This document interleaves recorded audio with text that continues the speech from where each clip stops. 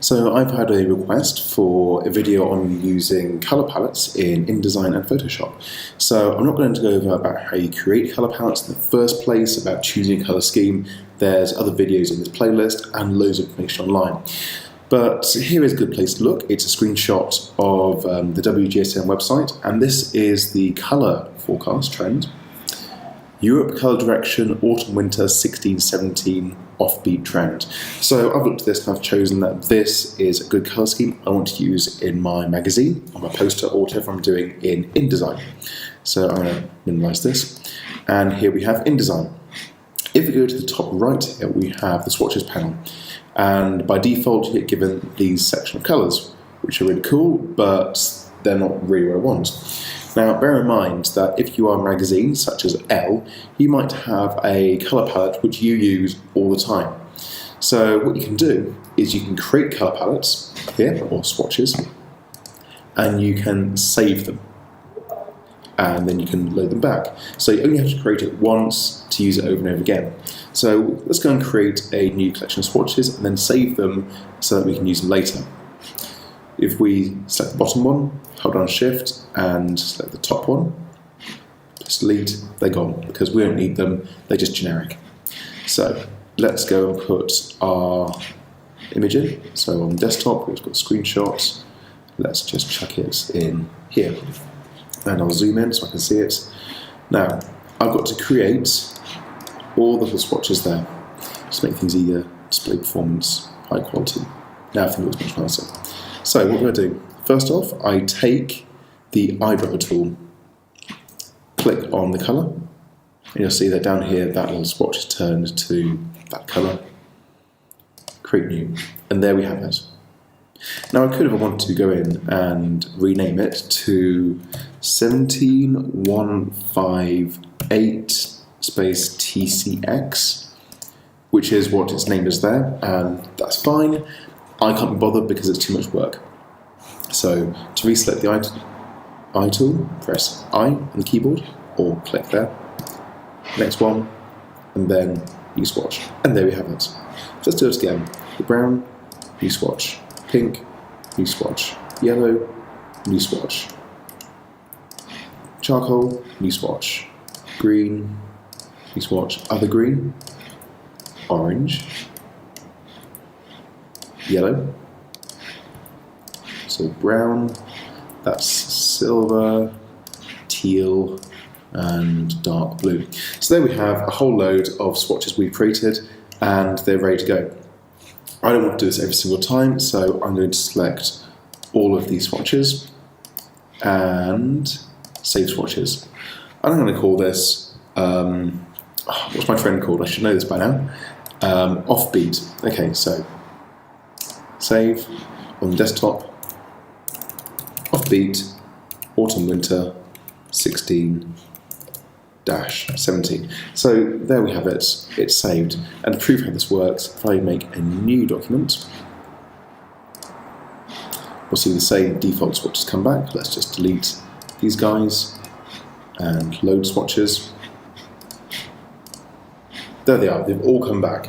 Now it's important that you select all of them. If you would only select one of them and press save, it doesn't select them all by default, it only saves the ones you've selected. So yeah, you could load a whole load of different swatches into your palette. So that's what we have there. Then once you've got the swatches in your document, it's using them just like you would normally. So I'm going to chuck some different images in here, some squares. If I select this square here, I can then click on drop down here. I'm just going to make it a bit bigger so I can see them all, and I can select any kind of colours I want to fill it with. And same thing with the border. I can make, say, green, solid. Let's make that nice thick. You should want to come in now. You know, you can really just select what you like. Have some text, you know, put some text in there. Hello world. Make this, wow, how big should I make this? I don't know, 50, right? Text, just select it, and then you can just drop in whichever colour you like. So there's a lot more of that in the other tutorials, but we've now created a swatch palette in InDesign, which we can use over and over again. Now, it really is a great thing when you're working on a magazine or a poster or anything in InDesign to nail down your colour scheme first, make the swatches first, save the swatches for later use, and then when you're choosing colours, stick to that scheme.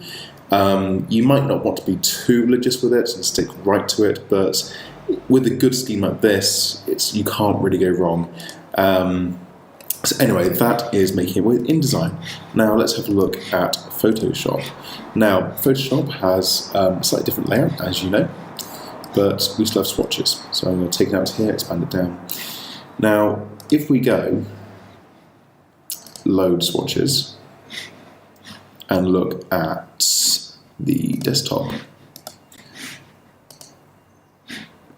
does that work? Has that worked? Let's have a look. Let's select. So I'm going to delete all these just to like prove to you how things go. So I'll catch you in a second. Okay, so I've now removed all the swatches in there. It's completely empty, just to really highlight what's going on here. So button up there, load swatches, offbeat, autumn, winter, and open. So this really does prove that you can create swatches in one part of Adobe and open it in another. That is a major pain what you just did, and you should never do that. There's much easier ways.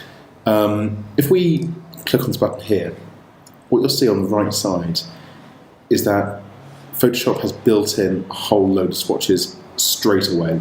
You don't actually need to, let's get out here, don't need to worry too much about that. So if I click Mac OS X, replace, these are all the colour swatches associated with Mac OS X.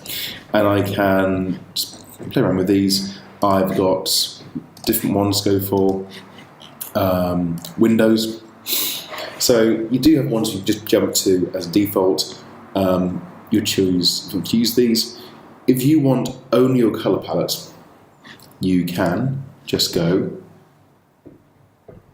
replace swatches. Select your saved swatches, you click open, and all the ones that previously there are gone, replace with only these. And if we want to create a new swatch, same kind of thing, let's file new, let's chuck this in there, and file place. On the desktop we have our collection, let's just put it there, and there it is. Let's just kind of do this, and I'm just going to zoom in on a different colour. Let's have a look. Yeah, let's go for this metallic. So, eyedropper, select, and you'll see what's going to come in there, and create new swatch, and there we have metallic, and there it is. So we can carry on, create them in the same way we did with InDesign, and we can save them, we can load them, and use them. And once again, using swatches in Photoshop is incredibly powerful. So we've got an image there. It's not a very good image, but imagine it is. We can just chuck on blank layer. If we select over here that little maroon, edit, fill, foreground color. Okay, there we are. Check in a blend. Like, let's use overlay, or maybe we should try lighten. Maybe you should try multiply. Maybe you should try color. We can just play with blends. It lets you do the same kind of things. So that is creating a load of swatches in InDesign, saving swatches in InDesign, loading swatches in InDesign, and using them in InDesign. And doing the same thing in Photoshop, so loading them, saving them, creating them, using them. So hopefully it's been useful, and you can go ahead and do lots of great work with swatches and color palettes.